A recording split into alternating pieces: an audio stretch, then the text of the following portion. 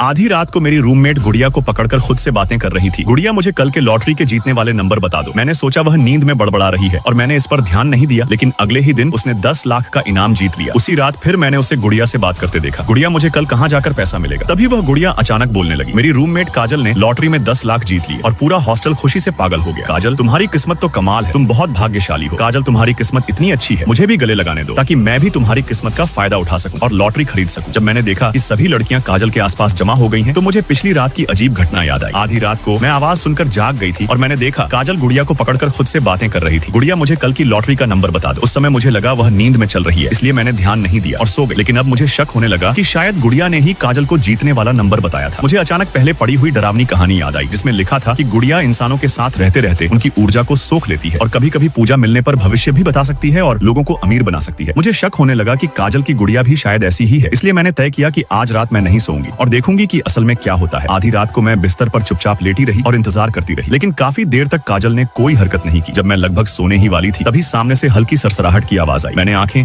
आधी खोलकर सावधानी से देखा तो काजल गुड़िया को पकड़कर धीरे धीरे कुछ बोल रही थी। गुड़िया, कृपया मुझे रास्ता दिखाओ और बताओ कि कल मुझे पैसा कैसे मिलेगा। काजल की बात सुनकर वह गुड़िया फिर से बोलने लगी। हालांकि मुझे उसकी आवाज सुनाई नहीं दी, लेकिन उसके होंठ हिल रहे थे, जैसे वह काजल से बात कर रही हो। मुझे कुछ सुनाई नहीं दिया, लेकिन तभी काजल ने गुड़िया की बात दोहरा दी। ठीक है, कल रात 11 बजे प्रशासनिक भवन के पीछे जाकर सोने की ईंट खोदनी है। धन्यवाद गुड़िया, मैं कल आपके लिए और ज्यादा भेंट लेकर आऊंगी। यह सुनकर मैं हैरान रह गई और मैंने तुरंत वह जगह याद कर ली। वह तो सोने की ईंट थी, इतना अच्छा मौका मैं कैसे छोड़ सकती थी। इसलिए मैंने तय किया कि मैं भी कल रात वहां जाकर खुदाई करूंगी। अगले दिन मैं क्लास छोड़कर स्कूल के पास हार्डवेयर की दुकान पर गई और एक फावड़ा, एक रबर के दस्ताने और 2 बोरे खरीद लिए। मैं बहुत खुश थी और सोच रही थी कि अब मैं अमीर बनने वाली हूँ और वह सारा सोना मेरा होगा। इसके बाद मैं हॉस्टल लौटी और सामान बिस्तर के नीचे छिपाने लगी। लेकिन जैसे ही मैं कमरे में दाखिल हुई, मैंने देखा कि रीना बिस्तर पर बैठी मुझे देख रही थी और मैं डर गई, क्योंकि उसे इस समय क्लास में होना चाहिए था। वह कमरे में कैसे थी? मैं जानबूझकर क्लास के समय ही सामान खरीदने गई थी ताकि कोई रूममेट मुझे देख न ले। रीना मेरे हाथ में सामान देखकर गंभीर आवाज में पूछने लगी कि तुमने यह सब क्यों खरीदा है? मैंने कहा, यह सामान किसी और के लिए खरीदा है और मैं इसे कुछ समय के लिए यहाँ रख रही हूँ। रीना ने कहा, झूठ मत बोलो, क्या तुमने काजल की आधी रात वाली बात सुन ली है और तुम भी सोना खोदने जाना चाहती हो? जब मुझे पता चला कि रीना को भी सोने वाली बात पता चल गई है, तो मैं मन ही मन घबरा गई और सोचने लगी कि कहीं वह भी आज रात सोना खोदने न चली जाए, क्योंकि वह सोना मेरा है। मैं उसे कैसे रोकूं? जब मैं कुछ सोच ही रही थी, तभी रीना फिर बोली, तुम वहां नहीं जा सकती। अगर तुम आज रात सोना खोदने जाओगी तो तुम निश्चित रूप से मर जाओगी।